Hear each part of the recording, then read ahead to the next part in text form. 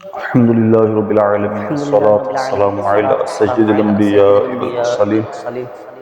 آئیے آج ہم غوث پاک کے ایک دیوانے کا واقعہ سنتے ہیں کہ گجرات ہند کا یہ واقعہ ہے۔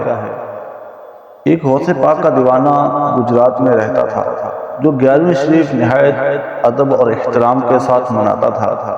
ایک خاص بات اس میں یہ تھی کہ وہ سید زادوں کی بے حد تعظیم کیا کرتا تھا۔ ننھے منھے سید زادوں پر شفقت کا حال یہ تھا کہ انہیں اٹھائے پھرتا اور انہیں شرینی لے کر دیتا، خرید کر دیتا۔ ایک دن اس دیوانے کا انتقال ہو گیا۔ اس دیوانے کی میت پر چادر ڈالی ہوئی تھی، 100 غبار جمع تھے کہ اچانک چادر ہٹا کر وہ غوث پاک کا دیوانہ اٹھ بیٹھا۔ لوگ گھبرا کر بھاگ کھڑے ہوئے۔ اس نے پکار کر کہا کہ ڈرو مت، سنو تو صحیح۔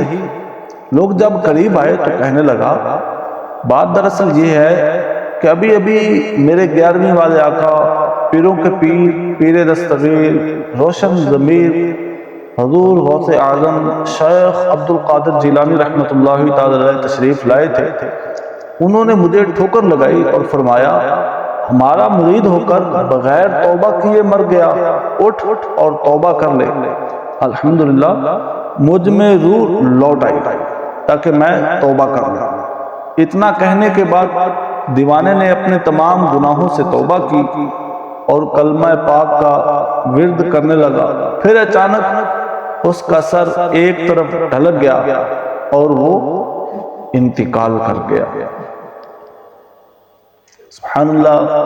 سنا آپ نے کہ ہمارے غوث پاک شیخ عبد القادر جیلانی رحمۃ اللہ تعالی علیہ کی کیسی نرالی شان ہے۔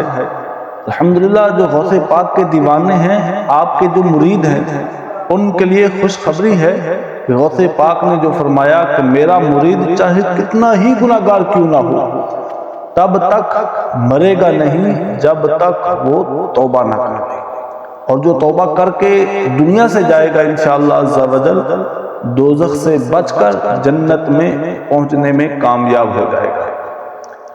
میں جہنم میں نہ اب جاؤں گا انشاءاللہ، رہنما تم کو جو میں نے بنایا یا غوث پاک۔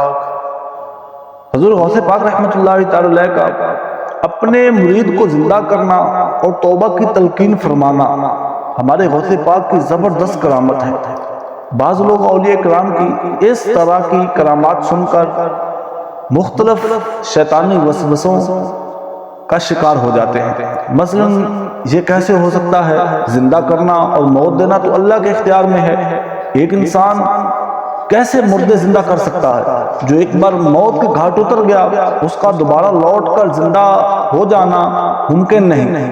اس طرح کے وہ اعتراضات کرتے ہیں۔ ان سب وسوسوں کا ایک ہی جواب ہے۔ اللہ پاک فرماتا ہے وَمَا كَانَ عَطَاءُ رَبِّكَ مَحْظُورًا، اور تمہارے رب کی عطا پر کوئی روک نہیں، یعنی تمہارا رب جسے چاہے جتنا عطا کرتا ہے۔ معلوم ہوا کہ اللہ پاک کی عطا میں کوئی روک ٹوک نہیں ہے۔ اللہ پاک جسے جتنا چاہے عطا فرمائے، جو چاہے اس کو عطا فرمائے۔ اگر اللہ پاک اپنے کسی بندے کو مردے زندہ کرنے کی طاقت عطا فرماتا ہے تو کسی کی کیا مجال کہ وہ اللہ پاک پر اعتراض کرے۔ الحمدللہ ہمارا یہی عقیدہ ہے کہ اللہ پاک کی عطا کے بغیر اپنی ذاتی طاقت سے مردے زندہ کرنا تو دور کی بات ہے، کوئی ایک تنکا بھی نہیں ہلا سکتا۔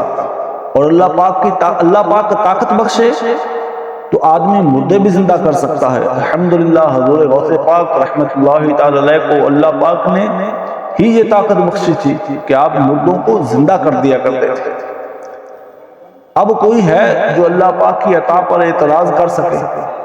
اور ہاں جہاں تک بات ہے مرنے کے بعد زندہ ہونے کی تو یہ بالکل ممکن ہے۔ قرآن کریم میں کئی ایسے واقعات موجود ہیں کہ جن میں مردوں کو زندہ کرنے کا ذکر ہے۔ سورہ بقرہ میں واقعہ ہے کہ بنی اسرائیل کے ایک نیک بندے کی گائے کو ذبح کر کے اس کے گوشت کا ٹکڑا مردے کو لگایا گیا تو وہ مردہ زندہ ہو گیا۔ سورہ بقرہ ہی میں بنی اسرائیل کے 70,000 مردوں کے زندہ ہونے کا واقعہ بھی موجود ہے۔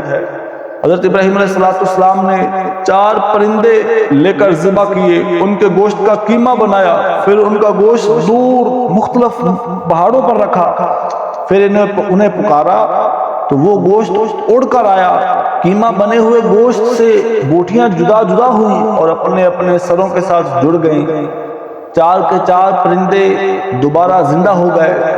یہ واقعہ بھی سورہ بقرہ میں 3 پارے میں موجود ہے۔ اور اصحاب کہف کا واقعہ تو بڑا مشہور و معروف واقعہ ہے۔ یہ حضرت عیسیٰ علیہ السلام کے امتی تھے، ایک ظالم بادشاہ کے شر سے بچنے کے لیے اپنا ایمان بچانے کی خاطر ایک غار میں جا کر سو گئے، 300 سال سوتے رہے، 300 سال کے بعد اللہ پاک نے انہیں دوبارہ زندہ کر دیا۔ کہ مردوں کا زندہ ہونا یہ کوئی خلاف حقیقت بات نہیں بلکہ ممکن بات ہے، اللہ پاک چاہے تو ایسا ہو سکتا ہے بلکہ ہوتا بھی ہے۔ قلب مردہ کو بھی ٹھوکر سے جلا دو مرشد، بالیقین تم نے تو مردوں کو جلایا یا غوث پاک، آفتوں میں ہوں گرفتار مدد کو آؤ، آہ دنیا کے غموں نے ہے ستایا یا غوث پاک، میں جہنم میں نہ اب جاؤں گا انشاءاللہ، رہنما جو تم کو بنایا ہے یا غوث پاک۔